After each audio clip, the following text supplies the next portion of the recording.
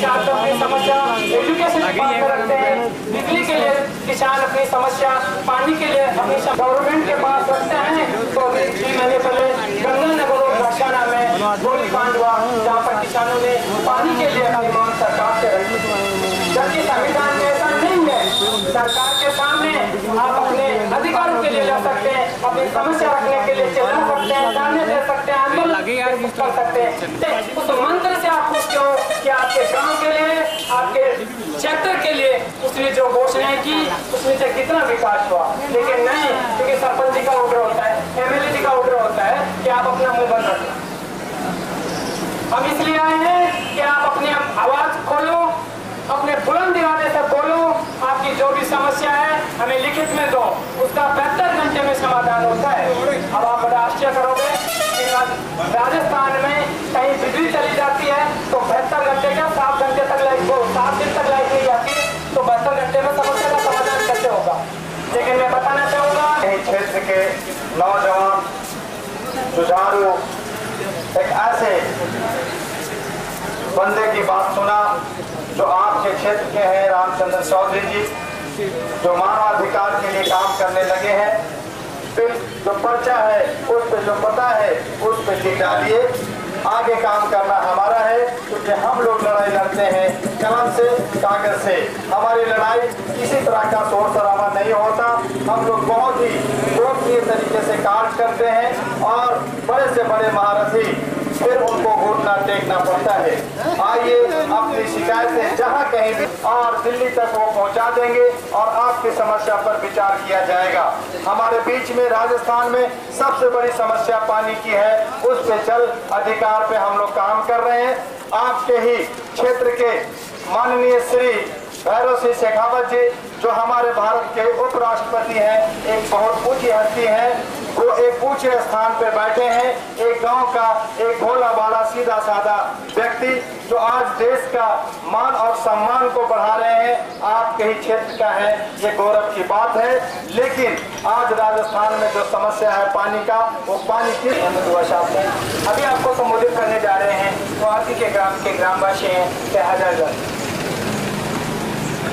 आदरणीय राष्ट्रीय अध्यक्ष महोदय एवं उनके साथ आई हुई थी, हम आपको पूर्णतः ग्राम पंचशाला की तरफ से विश्वास दिलाते हैं कि आपका तन मन धन से पूरा सहयोग किया जाएगा और आप जो भी हमें आदेश दोगे वो गरीब जनता तक पहुँचाने का आपसे मैं वायदा करता हूँ। धन्यवाद। के लिए एक यात्रा निकाली गई और ये यात्रा 26 जनवरी से चली है दिल्ली से और भारत के 33 राज्यों से गुजरता हुआ और भारत के जो पड़ोसी देश हैं हमारे, मालदीव, श्रीलंका, बांग्लादेश, भूटान, नेपाल और पाकिस्तान, वहां से गुजरता हुआ आपके इस गांव में आज 153वां दिन 5 महीने 3 दिन का सफर पूरा कर आपके गांव में आकर रुका है।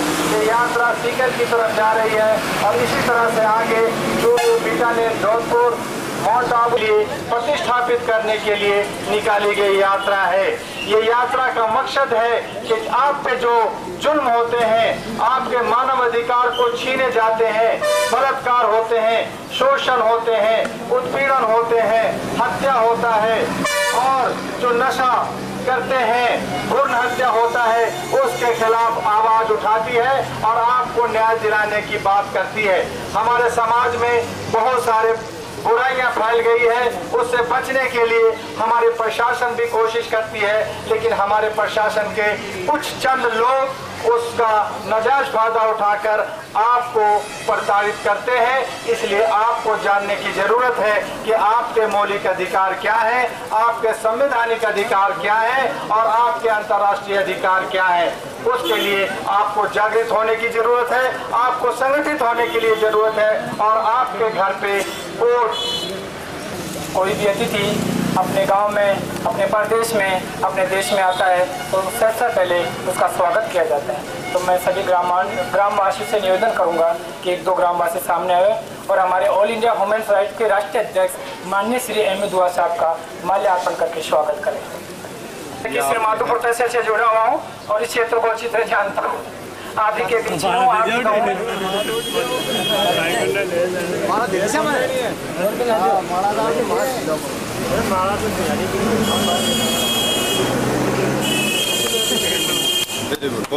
जोरदार तालियों के साथ स्वागत। मैं बताना चाहूँगा कि ऑल इंडिया ह्यूमन राइट्स ये 200 दिन की यात्रा है। बिजली सड़कों की वही हालत है और आए दिन राजस्थान में बाहु बेटियों की चप्पल की जाती है, बड़ बेटियों का गला घोट के मृत्यु की जाती है। शिक्षा के नाम पर बड़ी बड़ी घोषणा करके छात्रवृत्तियां रोकी जाते हैं। पार्लियामेंट में असेंबली में बैठ करके बड़े बड़े बजट बनाए जाते हैं सरकार द्वारा और घोषणा की जाती है कि राजस्थान में पानी के नाम पे 2 करोड़, बिजली के नाम पे 6 करोड़, शिक्षा के नाम पे 9 करोड़ लगा दिए जाएंगे। लेकिन आज राजस्थान की हालत हो रही है, गाँव की हालत हो रही है, बिजली की हालत हो रही है। उसके सामने चाहे वो राज्य सरकार हो चाहे वो केंद्र सरकार हो, उसके सामने आप अपनी समस्या रख सकते हैं और उसका कानूनी तरीके से समाधान हो सकता है। ये भारतीय संविधान में लिखा है। किसी को ऊपर गोली चलाना, किसी को डंडे के बल चढ़ाना, ये कहीं भी संविधान में नहीं लिखा हुआ। आपके खिलाफ किसी प्रकार का अन्याय हो रहा है, आप all India human rights association के बैनर के तले आइए, उससे जुड़िए। 72 घंटे में आपकी समस्या का समाधान होगा। आप राष्ट्रीय करोगे कि 72 घंटे में क्या राजस्थान में लाइट चली जाती है, गांव में लाइट चली जाती है, 10 दिन तक लाइट ठीक नहीं होती है, तो आप 72 घंटे में समस्या का समाधान कैसे करोगे? के जो चेयरमैन है वो माननीय श्री एम दुआ साहब हैं, जो एक कलेक्टर जैसी पोस्टिंग को छोड़ करके, इस रूम को छोड़ करके, अपने आगे पीछे 4-4 गार्ड चल रहे थे उनको छोड़ करके आप लोगों के बीच में भारत की स्थिति देख करके, गांव की स्थिति देख करके, जनता के सामने उनके ऊपर हो रहे अत्याचार, जुल्म, अन्याय, शोषण से अवगत होकर के आपके पास आए हैं, आपसे पूछ रहे हैं कि आपके साथ क्या हो रहा है, आपको न्याय मिल रहा है या नहीं।